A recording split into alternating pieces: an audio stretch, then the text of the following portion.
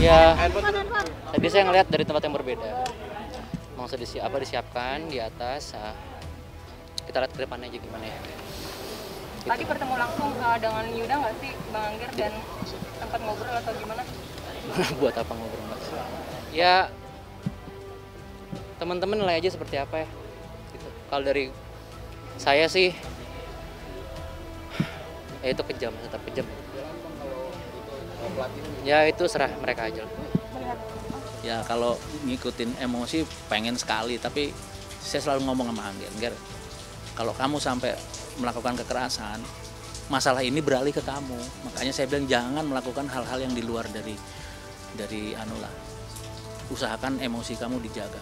Makanya Gak bisa pakai kata-kata, saya serius. Saya nggak tahu, saya paling mengenaskan itu pas anak saya ditendang ya. bukan naik pitam lagi. Ya karena cucu saya bilang saya cucu kesayangan dan saya selalu banggakan, dan di mana-mana saya sayang. Ya Allah, maaf kolega saya sampai bilang, Pak Agus, maaf, itu benar cucunya Pak Agus. Iya.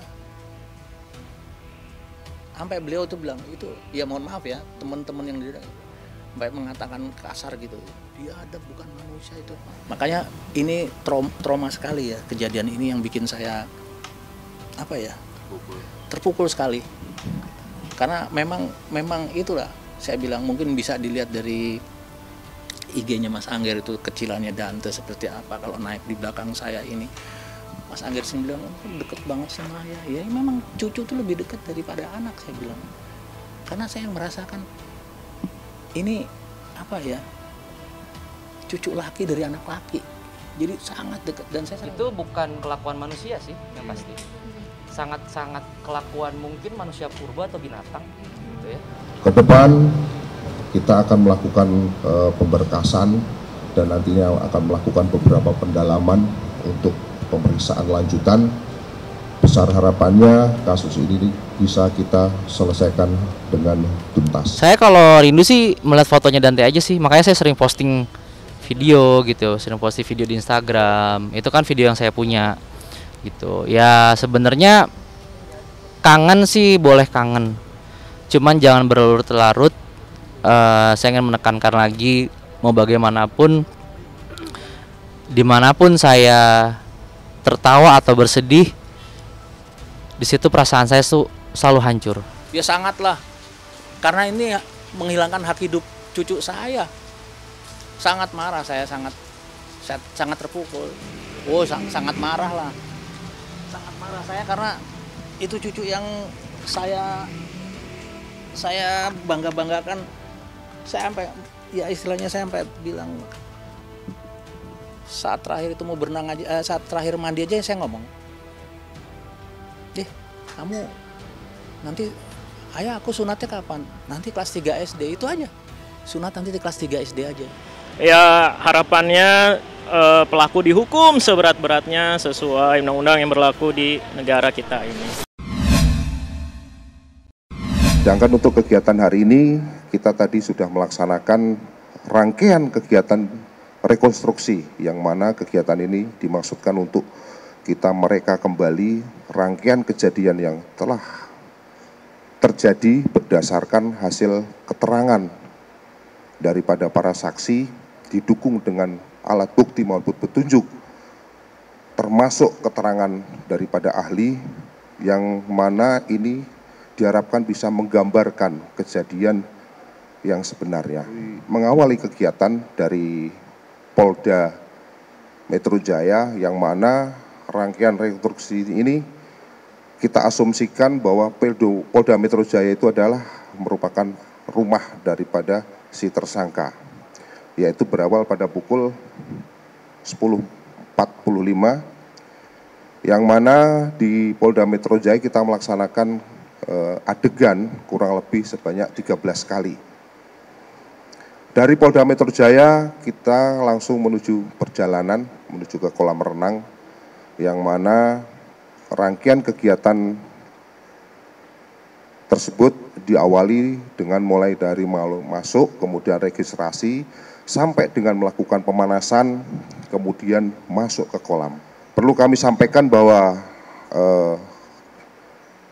adegan yang diperagakan pada saat pelaksanaan rekonstruksi di kolam renang sejumlah 102 adegan. Yang mana dari 102 adegan ini terdapat 69 adegan di mana tersangka ini selama 12 kali menenggelamkan korban. Jadi total adegan yang kita laksanakan dalam pelaksanaan rekonstruksi ini sebanyak 115 adegan. Nantinya pada saat di adegan ke-13, yang mana posisi itu di mana sudah menuju ke kolam renang, ada satu adegan di mana tersangka ini tidak mengakui bahwa telah mengakses CCTV ya, melalui browsing di internet untuk mengecek di lokasi apakah ada CCTV atau tidak. Padahal pada kenyataannya si tersangka ini mengakses pada adegan ke-13, yaitu pada jam 15.11, tersangka YA membrowsing dan mengakses CCTV kolam renang Palem dengan menggunakan handphonenya. Ini berdasarkan keterangan dari ataupun hasil pemeriksaan daripada analis digital. Penyidikan bahwa saat dia menengok ke kiri itu, dia mendengar suatu teriakan dari pelatih. Maksudnya ada kegiatan pelatihan renang juga di sekitar situ. Nah, dia tertarik melihat daripada kegiatan tersebut. Artinya di dalam keterangan di penyidik itu bukan melihat CCTV, tetapi melihat daripada adanya satu kegiatan lain di kolam renang itu yang bersuara keras. Peristiwa di TKP. Ada satu hal menarik tadi yang disampaikan oleh Pak di Reskrim di adegan ke-13, ya. Artinya inilah yang akan terus didalami karena tersangka tidak mengakui reka ulang adegan ke-13 ini. Itu boleh-boleh saja dan itu merupakan hak tersangka, ya. Tapi bisa juga orang menafsirkan negatif, itu tergantung dari mana sudut pandangnya. Ya itu kita coba kita lihat ulang aja lah ya. Nah, karena ini mesti kita pelajari dari semua CCTV itu, kemudian baru kita ngambil suatu kesimpulan dari fakta. Jadi pada saat sidang pertama itu diundang penggugat dan tergugat untuk hadir di tanggal tertentu sesuai dengan rilas atau panggilan sidang. Kemudian tergugat tidak datang. Diundang lagi tuh oleh jurusita Pengadilan Negeri Jakarta Selatan untuk datang biasa 2 minggu kemudian. Kemudian nggak datang lagi. Diundang sekali lagi. Jadi diundang tuh 3 kali total. Kalau sampai tidak hadir lagi, berarti sidang ini kan akan dilanjutkan ke pokok perkara. Jadi penggugat membawa saksi, penggugat membuktikan ada dokumen perjanjian. Kemudian kalau memang ada saksi ahli. Setelah itu diputus langsung oleh majelis hakim. Namanya putusan majelis hakim first take. First take itu tanpa kehadiran tergugat. Dikabulkan semuanya. Putusan sah kalau nggak hadir. Tinggal nanti pihak yang nggak hadir itu ada perlawanan kalau dia mau melawan, namanya first take. Ketua Pengadilan Negeri Jakarta Selatan telah menunjuk hakim yang bersangkutan, yaitu Pak Afrizal Hadi, SMH. Dan hakim tersebut telah menetapkan hari sidang yang pertama Kamis 22 Februari 2004. Artinya sidang itu sudah berlangsung Kamis kemarin untuk sidang yang pertama, tapi tergugat tidak hadir. Nah, karena tidak hadir, kemudian hakim menunda persidangan untuk hari Kamis tanggal 29 Januari besok. Tapi saya meyakini tergugat akan hadir kok. Mungkin di sidang berikutnya, karena kalau nggak hadir sayang, tidak bisa memberikan argumen gitu lah. Apakah betul utangnya, jangan-jangan ini kan klaim sepihak dari penggugat. Kalau tergugat bilang tidak kok, itu memberi gitu ya. Kan di situ nanti perlawanan dari perdata itu gitu. Jadi ada alat bukti, Ada saksi, pasti saksi penggugat ada, saksi tergugat pun ada. Namun kalau tidak hadir, putusannya adalah first take, putusan tanpa kehadiran tergugat. Namun lagi-lagi, sidang perdata itu diawali dengan mediasi. Penggugat datang, prinsipalnya dan kuasa hukumnya. Tergugat kalau ada kuasa hukumnya datang juga, mediasi di situ. Terkait dengan dana talangan, apakah dikembalikan kapan, kalau memang ada kesepakatan, bikin tertulis lagi. Supaya apa? Gugatan di pengadilannya selesai. Jadi mereka bikin perjanjian yang terpisah gitu.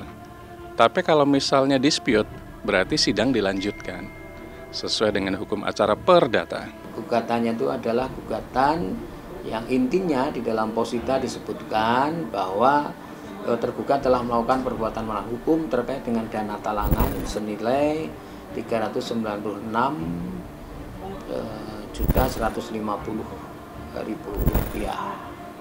Itu inti pokok gugatannya. Berarti ini kan larinya perdata, karena langsung ke sebuah tempat namanya pengadilan negeri. Kalau pidana itu kan harus melewati sebuah proses integrated criminal justice system lewat kepolisian atau KPK atau kejaksaan. Kalau ini langsung berarti dipastikan itu perdata. Tinggal nanti pada saat membuktikan punya dasar bukti yang kuat nggak? Apakah ada perjanjian di situ? Apakah ada sebuah kontrak talangan? Kalau itu ada, itu harus disampaikan kepada majelis hakim di sana. Kemudian tulisannya apa di perjanjian tersebut? Apakah hutang piutang? Atau bantuan? Atau talangan? Atau titipan? Nah ini harus klausulannya jelas. Gitu. Karena di situ akadnya dari sebuah perjanjian. Katakanlah penggugat sudah menggugat ke pengadilan negeri terkait dengan dana sekitar 390 jutaan. Nah tinggal dikembalikannya kapan? Kalau memang dikembalikannya ada tertulisnya tanggal berapa gitu lah. Nah ditunggu, kalau lebih dari itu berarti kan wan prestasi.